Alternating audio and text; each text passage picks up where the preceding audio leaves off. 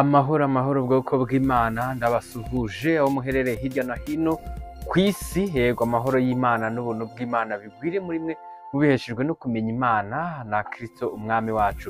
Ubasuhuza ni mugenzi wanyu ubwoko bw'Imana Sibomana Anastase, n'ubundi turi muri cya kiganiro tumenye amateka mu iyobokamana, ikiganiro kinyura kuri Irera TV1 buri munsi.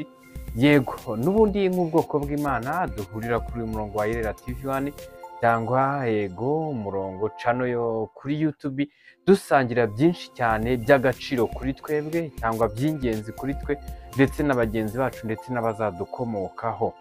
Rero n'ubundi turimo kureba ibidufasha muri uru rugendo turimo cyangwa tukiri muri iyi si kuri uyu mubumbe, turimo tugana dusiganirwa kugera mu gihugu cy'ubwami bw'Imana.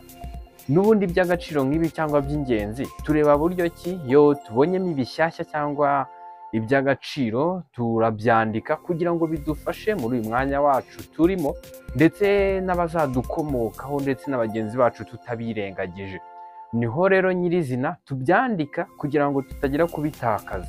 Rero nawe nkugira inama yo gukora igikwiriye kugira ngo iby'ingenzi by'agaciro tubizigame. Kuri uyu murongo wa Irera TV1 iyo ukurikiranye ibiganiro byatambutseho nibyo turimo kandi ukomeza kuzumva n'ibizakurikiraho, tureba nyirizina ku cy'Imana ishaka yuko twakora kugira ngo nyirizina tugendere mu murongo w'iby'Imana data wa twese wo mu ijuru ashaka yuko twakora. Rero ubwoko bw'Imana tugiye kurebera hamwe incamake y'amateka yaranze iyi tariki yego ya 18 z'ukwezi kwa mbere. Yego nyirizina muri aya mateka yaranze iyi tariki turasangamo inama ishinzwe kurwanya ivugurura rya Trent yongeye guterana nyuma y'ikiruhuko cy'imyaka 10. Muri iki kiganiro tumenye amateka mu iyobokamana turumvamo ubuyobe bukabije, aho turasanga amatsinda menshi atandukanye mu myemerere kandi Imana ari imwe. Ese niba buri tsinda rihamya ko rikora iby'Imana ishaka, ririmo rihamya yuko rikora iby'Imana ishaka, buri tsinda rifite Imana yaryo yihariye? Ibyo nibyo tugiye kureba muri aya mateka ku buryo burambuye.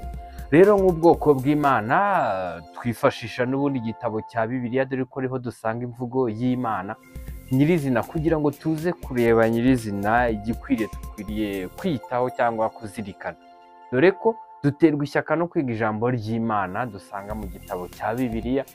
Yego ndetse tugaterwa ishyaka n'icy'Imana ishaka yuko twakora kugira ngo tukimenye. Iyo tubimenye turabikora tukanabyitaho kugira ngo tubashe gukora nyine ibikwiriye kugira ngo tuzagororerwe nk'abana b'Imana mu bwami bw'Imana. Rero nk'ubwoko bw'Imana intego yacu ni ukumenyekanisha ukuri kw'ijambo ry'Imana ndetse tumenyekanisha n'inzira y'ukuri ijya mu bwami bw'Imana, dore ko ubwoko bw'Imana buri gihe buri hantu kuri buri gikorwa duhoza umutima ku by'iwacu mu ijuru. Rero ku buryo burambuye tugiye kureba aya mateka, ariko tubanza twibaze se abantu babayeho mu gihe cy'amateka dusomye bakoraga iby'Imana yashakaga? Nidusanga barakoraga iby'Imana yashakaga turabigiraho tubyongere ku byo tugomba gukora nk'ubwoko bw'Imana, ariko nidusanga barakoraga ibibusanyije n'icy'Imana yavuze mu byanditswe muri Bibiliya, icyo gihe turava mu kinyoma cyabo, ahubwo twebwe dushakisha icyo twakora mu by'Imana yatumenyesheje muri Bibiliya. Rero tugiye kureba aya mateka ku buryo burambuye nk'ubwoko bw'Imana, dufatikaniriza hamwe kureba iby'ingenzi dukwiye kwitaho mu gihe tukiri kuri uyu mubumbe w'isi.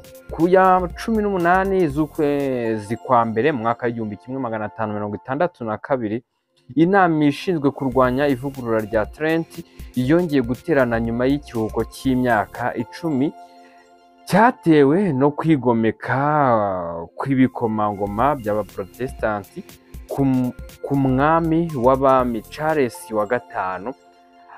Mu gihe cy'ikiruhuko yego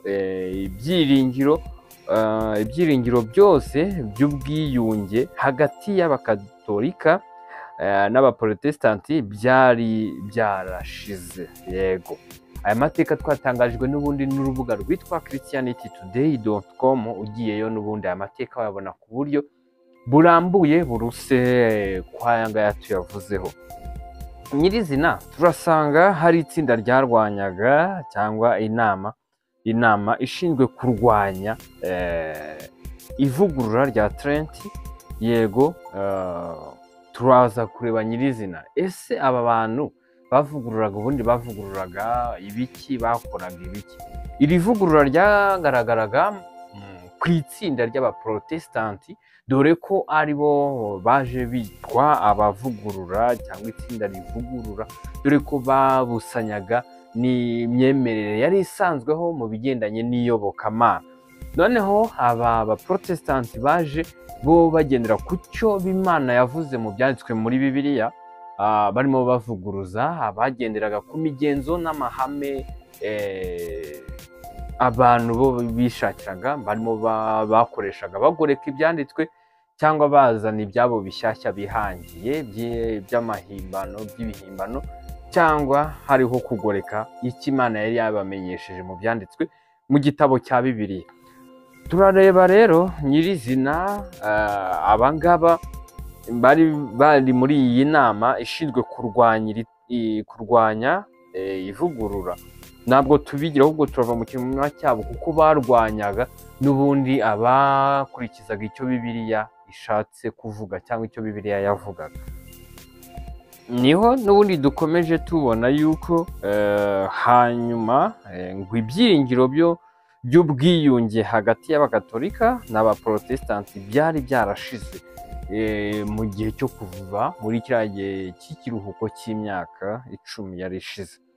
Nyirizina tugiye kureba icyo Bibiliya ivuga, dore nk'uko twabivuze mu ncamake yuko muri kino kiganiro tumenya amateka mu iyobokamana, turumvamo ubuyobe bukabije, aho turasanga amatsinda menshi atandukanye mu myemerere kandi Imana ari imwe. Ese niba buri tsinda rihamya ko rikora ibyo Imana ishaka, buri tsinda rifite Imana yaryo yihariye? Ahangaha haba hariho ikinyoma nyirizina, kuko buri tsinda ntabwo rifite Imana y'ukuri. Rero ahubwo se ni iki turi buze gukora nk'ubwoko bw'Imana? Ni iki turaza gukora tutagiye gutinda cyane? Uburyo ki turasanga buri tsinda rifite imyemerere yaryo, imyitwarire yaryo, kandi Imana ari imwe. Ikibazo kiraza kuboneka ni uko hariho gukoresha igitabo kimwe aricyo cyitwa Bibiliya, ariko ugasanga ntibarimo kugendera mu buryo bumwe. Aho harazamo bamwe barimo kugoreka, abandi bazanamwo amagambo y'amahimbano, abandi bavuguruza icyo Imana yavuze, abandi nabo bari mu murongo wo kubahiriza icyo Imana yavuze mu byanditswe. Abo bantu rero ntabwo bari buze guhuza. Ese Bibiliya Imana bitubwiyeho iki, yuko dukwiye gukora iki bimaze kugenda gutyo cyangwa bimeze gutyo? Tugiye kureba icyo Bibiliya ivuga. Turareba muri Yohana, ubutumwa bwiza bwa Yohana ibice 4 umurongo wa 23 kugera kuri 24, niho havuga ngo ariko igihe kiraje ndetse kirasohoye ubwo abasenga by'ukuri basengera Data mu mwuka no mu kuri, kuko Data ashaka ko bene abo ari bo bamusenga. Imana ni umwuka, n'abayisenga bakwiriye kuyisengera mu mwuka no mu kuri. Hano hariho uburyo bumwe tubonye ku basenga Imana by'ukuri uko bakwiriye kubigenza n'uko bakwiriye kubikora. Niho dusanze n'ubundi kuko Imana ari umwuka, n'abakwiye gusenga bakwiye kuyisengera mu mwuka no mu kuri. Icyo gihe gusengera Imana mu mwuka no mu kuri ntabwo biraza gusaba yuko uri mu nyubako iri aha n'aha hihariye gusa, cyangwa ari uko uhagaze kuri umusozi uyu n'uyu, cyangwa ari uko uri mu nzu iyi n'iyi. Oya, icyo gihe cyose washaka gusenga aho waba uri hose, mu miterere waba urimo iyo ari yo yose, ukabikora uyobowe n'umwuka w'Imana, icyo gihe Imana ibasha kumva isengesho ryawe. Hano turimo kureba nyirizina, ese ko amatsinda yose agiye atandukanye akagira n'imyemerere itandukanye, bose baraza kuba bumvirwa ku Mana? Uko nta kuri kuraba kubirimo ko kumvikana bose ku Mana ntibishoboka, kuko Imana nimwe yashyizeho umurongo umwe wo kugira ngo abantu bakwiye kuyumvira bagendere muri uwo murongo. Rero nimba abantu baraza gukora ibitandukanye byinshi bitandukanye, ntago bose baba bari mu kuri, ahubwo baraza kuba bari mu kuri bari buze kubahiriza icyo Imana yavuze mu gitabo cya Bibiliya nyirizina, hatabayeho kuvuga ngo ba runaka bo babikoze gutya babikora gutya. Reba icyo Bibiliya ivuga aba ari cyo ukora. Hano ijambo ry'Imana aho ribanje ritweretse yuko abasengera Imana mu mwuka no mu kuri, abo ngabo niba Imana ishaka yuko bayisenga. Utari buze gusenga rero ayobowe n'umwuka w'Imana, uwo ngo ntabwo ari abarimo gusenga Imana nyamana by'ukuri mu buryo bwumvikana n'ibintu byumvikana. Rero uraza kuyoborwa n'umwuka w'Imana ryari? Uraza kuwubona ute? Uyu muntu urabona umwuka w'Imana ni uko araba yamaze kwizera Yesu Kristo yuko yamucunguye ku bw'ibyaha bye. Uwo nguwo niwe uraza kuyoborwa n'umwuka w'Imana wenyine, kuko araba yabyawe n'Imana akimara gukora icyo gikorwa cyo kwizera Yesu Kristo ko yamucunguye, nk'uko ijambo rivuga ngo uwo nguwo aba yabyawe n'Imana. Kandi abana b'Imana nibo bayoborwa n'umwuka w'Imana. Rero uyoborwa n'umwuka w'Imana niwe ubasha gusenga Imana ikamwumva. Turebe n'iri jambo ry'Imana icyo ribivugaho. Turasanga mu rwandiko rwa kabiri Pawulo yandikiye Timoteyo ibice 3 umurongo wa 1 kugera ku wa 5, haravuga ngo umenye yuko mu minsi y'imperuka hazaza ibihe birushya, kuko abantu bazaba bikunda, bakunda imiya, birarira, bibona, batukana, batumvira ababyeyi babo, ari indashima, batarabera, badakunda n'ababo, batuzura, babeshyerana, batirinda, bagira urugomo, badakunda ibyiza, bagambana, ari ibyigenge, bikakaza, bakunda ibibanezeza aho gukunda Imana, bafite ishusho yo kwera ariko bahakana imbaraga zako. Abameze batyo ujye ubatera umugongo. Dore icyo Bibiliya ivuze n'ikirihishuye ku bintu tubona muri iyi si cyangwa kuri uyu mubumbe w'isi tunyuraho nk'abantu, nuko itweretse yuko abafite ishusho yo kwera ariko bahakana imbaraga zako, abameze batyo ukwiriye kubatera umugongo. Rero iki jambo ry'Imana ribivuga mu byanditswe muri Bibiliya, itsinda waba urimo ryose, dore ko twabonye yuko buri tsinda riba rifite imyemerere yaryo n'irindi, ukibaza uti se nimba buri tsinda rifite imyemerere yaryo, buri tsinda rifite Imana yaryo yihariye, aho ngaho harimo ikibazo. Rero niho ijambo ryerekana yuko wowe nimba ushaka kubahiriza icyo Imana ishaka, cyangwa uri uw'Imana cyangwa uri ubwoko bw'Imana nyirizina, gendera ku cyo Imana ishaka. Kuko hano ijambo riravuze ngo bafite ishusho yo kwera ariko bahakana imbaraga zabo. Bagaragara yuko barimo kuvuga yuko bubaha Imana cyangwa bagendera mu byo ishaka, cyangwa bahamya yuko bakora ibyo Imana ishaka, ariko bavuguruza icyo Imana yavuze muri Bibiliya, abo ngabo ni b'Imana cyangwa Bibiliya ikwereka yuko ugomba gutera umugongo cyangwa ukwiriye kuva mu murongo wabo. Kuko haruguru tubonye icyo bazaba bari cyo. Ku ijambo rivuga ngo bafite ishusho yo kwera ariko bahakana imbaraga zako, abameze batyo ujye ubatera umugongo, kugira ngo bashe kugendera ku cy'ubwoko bw'Imana dukora, cyangwa icy'ubwoko bw'Imana twubahiriza, cyangwa icy'Imana ishaka yuko wakora. Nuko urumva icyo ijambo rivuga ry'Imana aba ari ryo ugenderaho, ntugendere ku cy'abantu bo bavuga. Irindi jambo ry'Imana ribivugaho mu rwandiko Pawulo yandikiye Abefeso ibice 5 umurongo wa 11 kugera ku wa 12, niho yababwiye ngo nimukifatanye n'ab'imirimo y'umwijima itagira umumaro. Niho hejuru y'imirimo yagaragajwe, handi twasomye mbere harimo abantu bazaba bikunda, bakunda imiya, birarira, bibona, batukana, batumvira ababyeyi babo, ari indashima, batarabera, badakunda n'ababo, batuzura, babeshyerana, batirinda, bagira urugomo, badakunda ibyiza, yego, bagambana, ari ibyigenge, bikakaza, bakunda ibibanezeza aho gukunda Imana.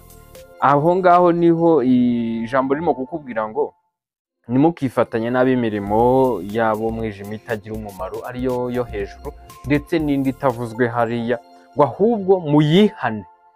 Yego muyihane kuko ibikorwa nabo rwihishwa biteye isoni no kubivuga. Ijambo ry'Imana ritwereka kandi rikaduhishurira yuko nimba hari amatsinda menshi cyane afite imyemerere igiye itandukanye, ijambo riratwereka yuko tugomba kugendera ku cy'Imana yo yavuze, ku ijambo ryayo, aho kugira ngo ugendere ku cy'abantu bavuze cyangwa imyemerere yashyizweho n'abantu runaka.